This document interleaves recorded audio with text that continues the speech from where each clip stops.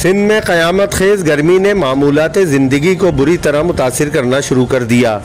आने वाले दिनों में सूरत हाल मज़ीद गंभीर होती दिखाई दे रही है। हुकूमत सिंध ने मौजूदा हीट वेव के बाइस सूबे भर में इंटरमीडिएट के इम्तहानात मुलतवी कर दिए। ये फ़ैसला इतवार को वज़ीर आला सिंध सैयद मुराद अली शाह ने सूबाई वज़ीर जामियात और तालीमी बोर्ड मोहम्मद अली मलकानी की सिफारिश पर किया। अब ये इम्तहानात 22 मई के बजाय 27 मई से होंगे। सिंध में अगले 2 रोज़ के दौरान शदीद गर्मी की लहर मुतवक्के है। हुकूमत ने शहरियों को घरों में रहने और एहतियात बरतने का मशवरा दिया है।